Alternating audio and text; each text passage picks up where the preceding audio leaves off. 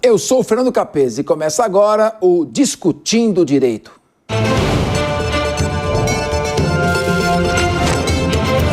Discutindo Direito. O nosso convidado de hoje é professor, tem doutorado pela USP em Ciências, mestre pela Unicamp e bacharel pela Universidade Estadual de Londrina. É professor de Relações Internacionais e de Economia pelo IBMEC, São Paulo.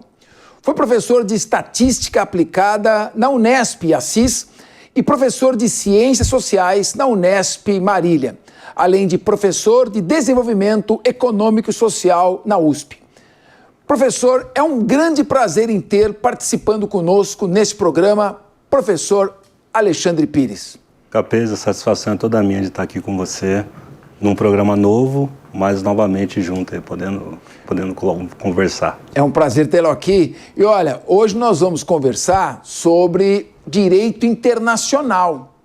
É algo que você precisa saber, porque estão acontecendo muitas coisas diferentes no mundo de hoje.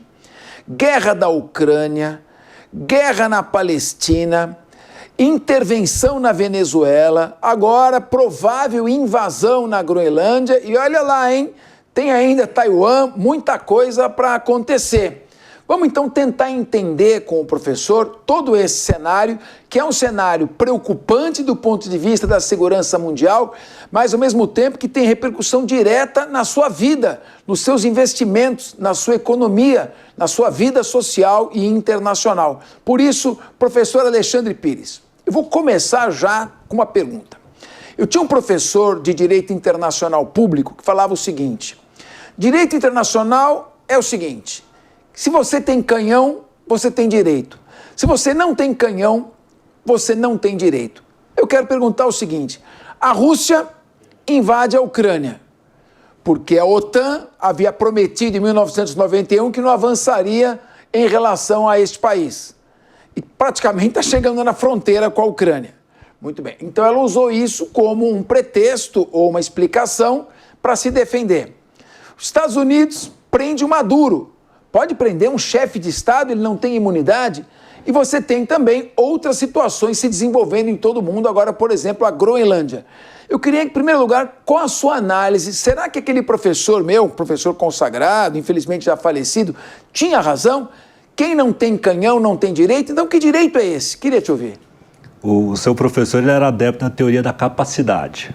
Então, lá no século XVII, a ideia de que um Estado era Estado se tivesse o reconhecimento das potências. Então, bastava ser reconhecido que você tinha todos os direitos e estava em pé de igualdade. Com o mundo atual, não só agora, mas já no século XX, começou a surgir cada vez mais forte na teoria das relações e do direito internacional a ideia de capacidade. Ou seja, eu tenho que ser capaz de impor a minha soberania. E isso vem se confirmando nos episódios que você acabou de narrar. Ou seja, parece que um mundo em que você só vai ter soberania não pelo reconhecimento lá de ser parte das Nações Unidas e ser reconhecido por potências, mas sim se você tiver capacidade militar, econômica, financeira de estabelecer isso. Então, digamos que o seu professor estava antecipando um cenário, era um de volta para o futuro, ele te contou como o mundo ia ser depois de alguns anos. Agora, eu te pergunto, nós temos organismos internacionais, tem a Organização das Nações Unidas, a ONU, mas se as grandes potências, principalmente aquelas superpotências nucleares, como Estados Unidos, Rússia e China, não derem um exemplo, aí não adianta nada. Eu te pergunto, esse fenômeno da afirmação pela capacidade militar começou a se pronunciar mais a partir do 11 de setembro, quando os Estados Unidos diz: eu vou invadir o Iraque, quem quiser invadir vem comigo, quem não quiser é problema seu. A França e a Alemanha se opuseram. Ele disse: a ONU é apenas um local para discussões intermináveis e monótonas. Foi a partir desse momento que eu queria que o senhor analisasse a evolução do desrespeito às normas internacionais a partir do 11 de setembro. Essa data que você coloca, Capesi, de 2001, a gente tem o início de um unilateralismo. Ou seja, se a gente olhar, por exemplo, a guerra do Iraque lá no começo dos anos 90, é um país em conflito com outro no Oriente Médio e há uma ação americana com, digamos, um certo beneplácito ali do Conselho de Segurança, ou seja, dentro ainda daquela arquitetura, e aí faz ali uma intervenção militar para cessar a guerra, né, entre Iraque, Kuwait, entre aqueles países. Agora, com relação ao 11 de setembro, não. Ou seja, os Estados Unidos se sentem atacados de modo extraterritorial ali por uma ação que nem é estatal. Uma organização terrorista. Uma organização terrorista, e aí sente que ele está sendo objeto ali de uma declaração de guerra, e essa organização estaria num território específico, e ele se sente no direito, né, de retaliar e levar a guerra frente aos seus agressores. Essa é a grande mudança. Mas até ali você ainda tem uma certa importância da ONU, das Nações Unidas, ou seja, existe alguma discussão, né? Algum reconhecimento que aquilo era um caso excepcional, por causa, seja a Al-Qaeda, seja o Estado Islâmico, todos são vistos como situações excepcionais que permitiriam ações excepcionais.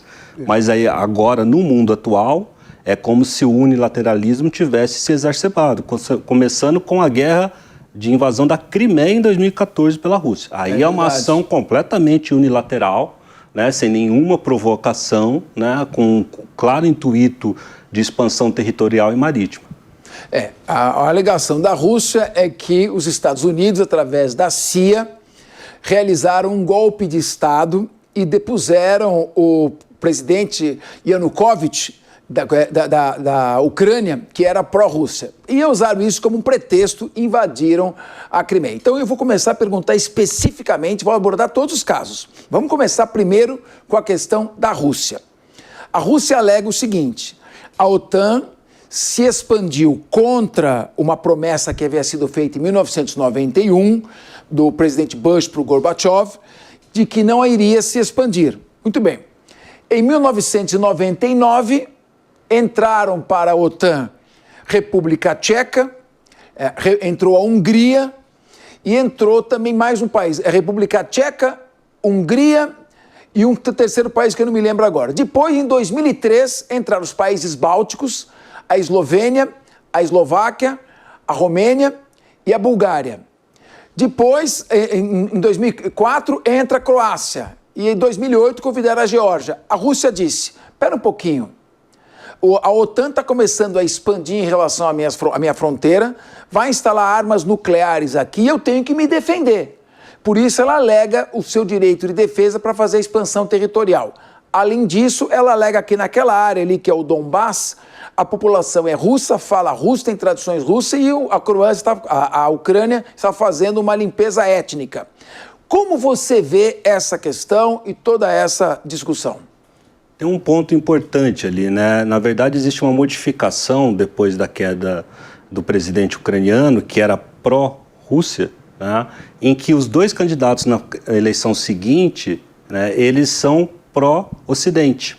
Né? E o Zelensky é um desses que vai para o segundo turno. Né? E nesse momento é que a Rússia fala, agora, obviamente, eles colocaram na Constituição que eles vão entrar para a União Europeia, eles colocaram na Constituição que vão para a OTAN, então era como se fosse um fato, né, um fait accompli, como dizem os franceses, ou seja, como se tivesse dado certo. Aí a Rússia começa a se preparar para uma intervenção maior. Ou seja, no direito internacional, você sabe que tem argumento de dois lados, porque é uma questão muito ideológica. Né? Lembrando que em 99 era a Polônia, Hungria e República Tcheca. É uma questão, a Rússia pode alegar o direito de defesa para invadir um outro país e ocupar, e direito de defesa que eu digo, defesa territorial, e segundo ela, estava havendo uma limpeza étnica e cultural, inclusive dizendo que houve um episódio, o professor John Mearsheimer que disse, colocaram uma população inteira num prédio e incendiaram. Não sei se fato ocorreu ou não. Como é que fica esta questão? Porque em 98, os Estados Unidos, também a OTAN, bombardeou a Sérvia por causa de uma limpeza étnica em Kosovo. Como é que fica o direito internacional ver essa questão? Pelo que a Rússia e vários outros países são signatários, todos têm que seguir a Carta das Nações Unidas. E qualquer tipo de ação militar nesse sentido precisaria da aprovação do Conselho de Segurança. Ou seja, o Conselho de Segurança formado por China, Rússia, Reino Unido, França e Estados Unidos. né, que são os aliados, as principais potências vencedoras da Segunda Guerra. Eles teriam que autorizar, sair uma resolução permitindo aquela ação militar. Então, se não há uma resolução, sempre vai ser ilegal do ponto de vista do direito internacional. Mas entra naquela questão da capacidade que nós falávamos. A Rússia invadiu a Crimeia e a Europa não fez nada, né? E depois, quando a Europa vai expandindo para o Oriente, ou seja, vai indo para o leste europeu cada vez mais, né, a Rússia reage. Né? E aí tem uma questão também que não é só do direito, tem uma questão um pouco militar por trás, né? Toda vez que eu avanço o meu escudo antiaéreo, a potência militar do outro lado vai perdendo capacidade por uma mera questão de quilômetros. Ou seja, tem uma certa velocidade, o míssil balístico dela, quanto mais próximo fica o escudo antiaéreo, mais ineficiente é a capacidade militar dela. Então, eles não podem aceitar um avanço de 600 quilômetros, não, desse escudo. Então, você tem um problema militar e um problema jurídico. Praticamente todas essas ações que nós falamos, elas têm uma conotação claramente violadora da Carta das Nações Unidas, tá? Kosovo, Sérvia tem alguma, digamos, alguma multilateralidade, ou seja, alguma discussão. Mas na medida em que a ONU não tem um exército para fazer valer as suas decisões dentro de um país, quando um órgão que tem poder, por exemplo, o Poder Judiciário emite uma determinação, existe uma coercibilidade, uma forma de executar isso. A ONU não tem isso. As sanções econômicas também não resolveram nada. Os Estados Unidos, se intensificar a guerra contra a Rússia, corre o risco de ter uma terceira guerra mundial de natureza nuclear. Já se fala que é possível morte de 1 bilhão de pessoas numa guerra nuclear. Então, ainda a pergunta que fica é a seguinte: nesse momento, quando um país, pela força, consegue exercer o seu domínio, não há direito internacional, então. O direito internacional deixa de existir. Pode haver paz, mas talvez o direito internacional que eles são signatários esteja sendo violado. Essa é a grande questão. O Roosevelt, o FDR, quando ele bola uma nova Liga das Nações, que são as Nações Unidas, nós temos que lembrar que no projeto dele, que é o presidente americano durante a Segunda Guerra e depois no pós-guerra, ele diz o seguinte: olha, eu vou criar 4 grandes países ali que seriam a polícia do mundo. Esses são os termos, tem até um esquetezinho que é o plano, o desenho dele. Então, a União Soviética ficaria com uma área de policiamento, a China com outra área de policiamento, o Reino Unido sem a França entra como, digamos ali, uma concessão, teria uma outra área, e os Estados Unidos uma outra área de policiamento. Eles acharam isso muito duro. Certo. Muito duro, e aí tem conselho de segurança, assembleia, para tentar fazer com que isso fique algo mais democrático. Eu quero abordar ainda um último ponto, um ponto muito importante. Venezuela. O ditador fascista Nicolás Maduro. Pois bem, os Estados Unidos, veja bem, me parece que há um consenso de que as eleições na Venezuela foram fraudadas. Muito bem. Mas os Estados Unidos disseram: eu não reconheço o Maduro como presidente da Venezuela, ele é o presidente-chefe do cartel Le Soleil de narcotráfico e eu vou prendê-lo por uma ordem judicial. Como é que fica essa questão? Tem uma ordem de prisão emitida por um tribunal norte-americano contra o Maduro sob a acusação de chefiar um cartel de narcotráfico.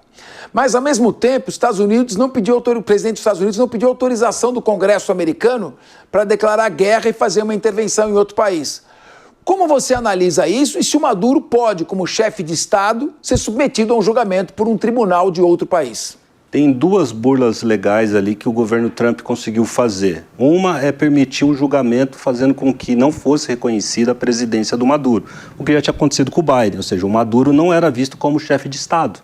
Então ele não tinha imunidade diante do sistema de justiça americano. Esse era o primeiro ponto. Outro ponto é, de fato, ele foi acusado e indiciado dentro das cortes americanas, ou seja, não é uma acusação do Departamento de Justiça, mas tem um tribunal dizendo que aquela figura é um réu, em potencial, que está procurado, né? Então você tinha isso. E quando ele fez a operação, né, que foi uma invasão, ele levou forças da ordem, né, ou seja, policiais, para o continente, e ele não levou as tropas. Então, como se fosse uma captura de um criminoso, não de um chefe de Estado, né? E aí aquela operação não se configuraria como invasão. Como não era invasão, não teria que pedir a quiescência do Congresso. E como ele não reconhece ele como chefe de Estado... É a captura de um criminoso comum. Ele não tem imunidade. Que interessante, porque o poder de uma jurisdição, no caso, a jurisdição criminal, que foi determinada a prisão preventiva do Maduro, normalmente esse poder se exerce dentro do território. Um país soberano, como os Estados Unidos, o Brasil, a própria Venezuela, tem os seus poderes constituídos, como o caso do Poder Judiciário. O Poder Judiciário manda prender o Maduro. Entendo que se o Maduro entrasse em território americano, ele poderia ser preso. Agora, como é que fica essa questão dúbia? Eu tenho uma ordem de prisão para cumprir, então eu vou cumprir aonde quer que ele esteja e não estou preocupado com a soberania do país. Como é que se analisa isso do ponto de vista do direito internacional? Você tem uma arquitetura muito interessante no sistema internacional que vale para todos os países. Todo país tem um chefe de Estado. Ele é o representante dessa potência que é a pessoa jurídica internacional. Não é a pessoa jurídica interna, como a União, Estados e municípios. A pessoa jurídica internacional, que tem personalidade, é a potência, esse Estado. O representante dele é o chefe de Estado. Bom, e ele que representa esse país em qualquer queixa. Se a Venezuela não tem chefe de Estado reconhecido, quem vai reclamar de uma violação da soberania? Então, houve todo um jogo dentro dos meandros da lei, né, para permitir que essa invasão fosse pouco questionada. Do ponto de vista de outros atores, obviamente que houve violação da soberania, mas os Estados Unidos, já com Biden, né, construíram de uma maneira que isso fosse possível. É como se a Venezuela fosse um narco-estado ocupado por um cartel. Bom, então, como é que fica o Tribunal Penal Internacional em toda essa história? Porque o TPI, eu queria que o senhor falasse rapidamente como ele foi criado, como ele funciona e qual é a sua utilidade prática? Porque se uma superpotência como os Estados Unidos resolve, que não se submete a esse tratado, resolve não cumprir a decisão, o tribunal praticamente desaparece. Vou dar um exemplo. O procurador do Tribunal Penal Internacional pediu a emissão de uma ordem de prisão contra o primeiro-ministro de Israel, Benjamin Netanyahu, por um suposto massacre na faixa de Gaza. Os Estados Unidos disse, não só não vou cumprir, como vou punir o procurador do Tribunal Penal Internacional, declarando na lei Magnitsky. Como é que você vê essa questão, esse Tribunal Penal Internacional unilateralismo, no caso dos Estados Unidos, Rússia e China? O que a gente chama de TPI, o tribunal, ele é um tratado. E aí isso foi sendo construído depois do pós-guerra, ganhou força nos anos 70 e começou a se consolidar a partir de 90, especialmente com os conflitos nos Balcãs. Isso se intensifica. Mas ele só teria jurisdição sobre os signatários. Então, se você não é signatário, as ordens deles não seriam válidas. Inclusive, qualquer ordem contra não... Mas espera um pouquinho. O Slobodan Milosevic, que era o presidente da Sérvia, a Sérvia não era signatária do TPI. A OTAN invadiu a Sérvia, bombardeou a Sérvia, pegou o Slobodan Milosevic e o prendeu. Exatamente. Quer dizer... Ele foi capturado. Me explica, numa visão final, o que é, então, esse direito internacional. Vale a pena estudar direito internacional se eu não tenho canhão? Não, vale a pena. Nesse caso, eram crimes de guerra que são considerados julgados em qualquer lugar, ou seja, são violações básicas de direitos humanos. Como ele foi capturado, ele foi levado para a corte para ser julgado. Mas se fosse um Estado normal, talvez ele não fosse levado. É a mesma coisa de Israel, que não é signatário, e nem os Estados Unidos são signatários. Então, qualquer ordem não teria o porquê de ser acionada pelas forças de segurança do país e pelo poder judiciário do país. No caso do Brasil, uma ordem do TPI teria que ser cumprida. No caso dos Estados Unidos e de Israel, não. Rapidamente, o que é o TPI, quando ele foi criado, como funciona e qual a consequência de um país que subscreveu um tratado não cumprir uma decisão? O Tribunal Penal Internacional, ele começa a sua arquitetura básica nos anos 70 e vai se consolidar a partir de 90 com mais países entrando, sobretudo depois do fim da União Soviética. Então, ele é basicamente uma corte de direitos humanos e para processar crimes de guerra. Foi em 2002, com o Estatuto de Roma, que ele foi criado? Exatamente. Em 2002, com o Estatuto de Roma, e aí Para os países que são signatários, ele pode emitir ordens para que serem cumpridas, mas depende dos países concordarem com isso, né? Essa é a forma maior dele, né? Você já tinha o início da Corte de Haia, essa discussão toda ao longo desses anos, e depois ele se consolida, né? O ICC, né? Ele se consolida, mas não com todos os países sendo signatários. Falando de Tribunal Penal Internacional, com relação às grandes potências, me parece que se os Estados Unidos não subscreveram o Tratado Penal Internacional, a Rússia não subscreveu e a China não subscreveu. Portanto, não estão obrigadas a fazer este cumprimento.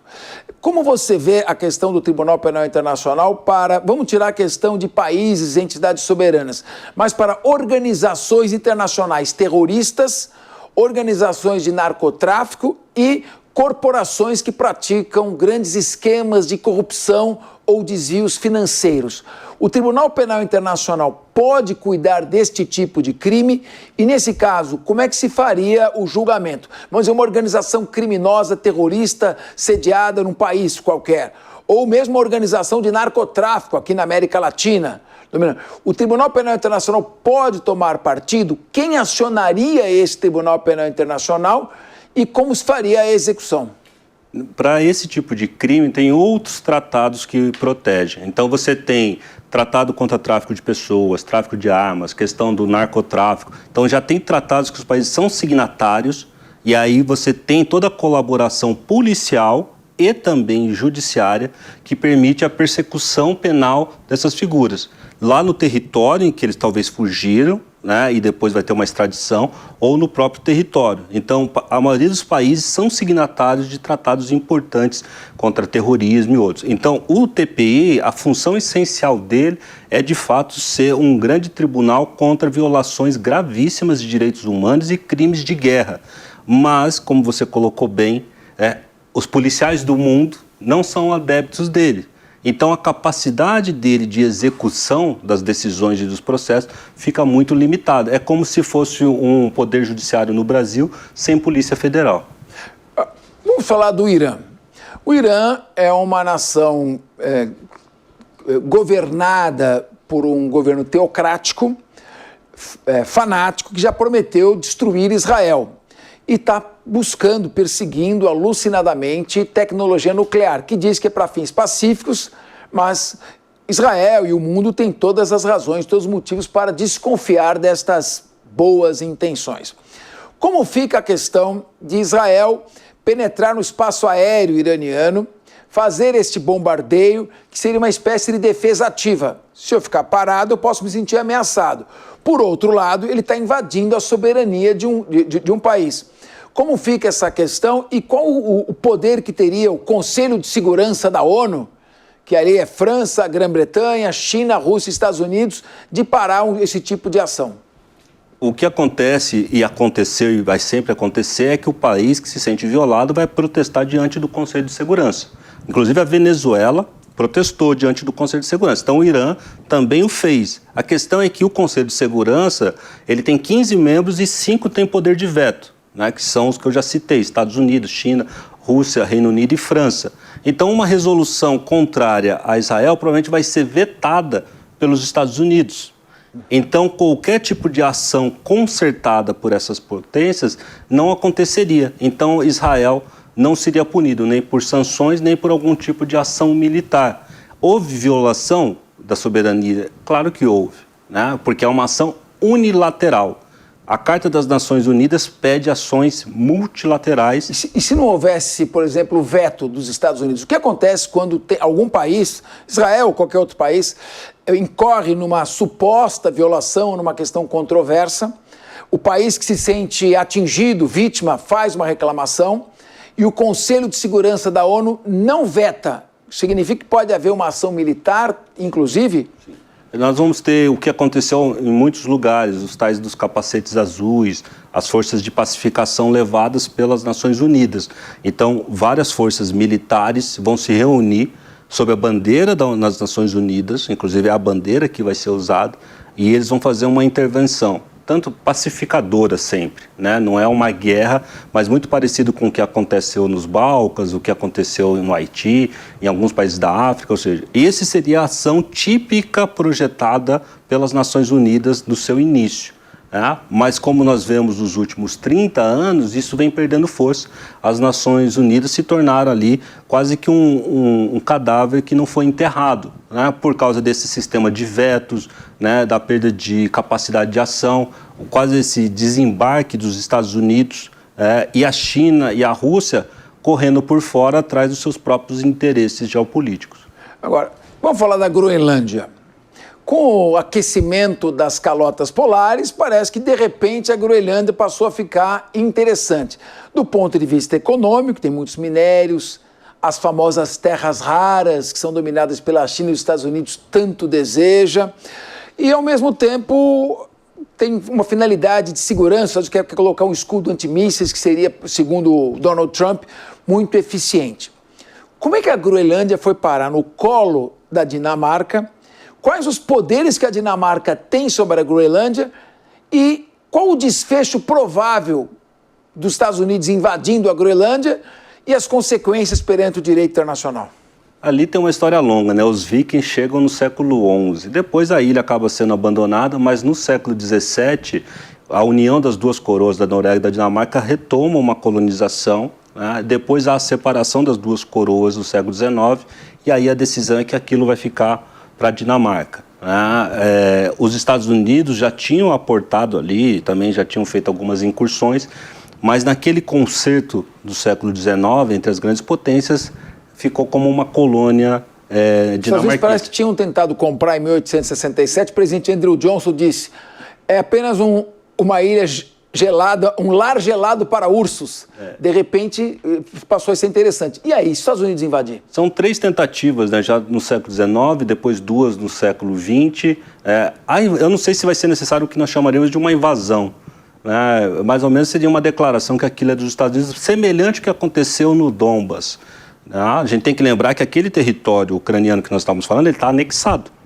Já passou a ser incorporado. Ele está dentro do direito russo, inclusive foi feito isso para permitir uma mobilização de uma reserva maior de soldados. Porque agora é território russo para ser protegido. Seria semelhante. Os Estados Unidos escreveriam, agora a Groenlândia é nossa. Vai encher de soldados ali, ninguém vai tirá-los de lá. Sim. Agora, do ponto de vista do Tratado de Defesa da Groenlândia, que os Estados Unidos firmou com a Dinamarca, os Estados Unidos têm capacidade máxima de colocação de tropas. A questão é que teve emendas em 2004 e 2014 que restringiram por questões ambientais e precisa de uma autorização tripartite, inclusive com os groenlandeses. Mas os Estados Unidos são os defensores da Groenlândia desde a Segunda Guerra Mundial. Só que é a questão que o Trump colocou, não basta eu ter acesso, eu preciso ter a propriedade para o que eu quero fazer, que ele não disse o que é. Ou seja, a exploração econômica só vai dar frutos daqui 10 anos, não é agora. Quer dizer, ele vai acabar ocupando a Groenlândia, dispensando a autorização da Dinamarca e da própria Groenlândia, vai ocupar com uma força ilimitada e vai dizer, agora que eu estou aqui dentro, eu vou explorar do jeito que eu quiser. E o que vai fazer a Dinamarca e a Europa? Simplesmente vão protestar. A própria Alemanha tinha colocado ali 13 soldados, já mandou retirá-los. Enfim, uma última fala sua. Como você vê o atual momento do direito internacional no mundo, desde da paz de Westfália até esse momento? Como foi feita essa evolução e agora esse retrocesso?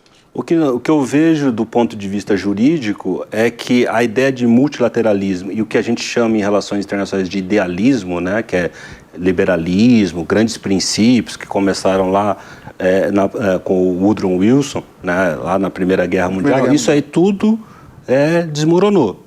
Ou seja, agora a gente tem uma ordem baseada mais na força e o direito internacional vai ter que se adequar a isso. Professor Alexandre Pires, eu queria ficar conversando com o senhor mais 2 horas, tinha muito assunto, mas assunto para outros programas e próximos convites, porque agora nós ficamos por aqui. Para você que gosta do Jeito Jovem Pan, não deixa de fazer a sua assinatura no site jp.com.br Lá você acompanha conteúdo exclusivo, análises, comentários e tem acesso ilimitado ao Panflix, que é o aplicativo da Pan. Obrigado pela sua companhia e até o próximo Discutindo Direito.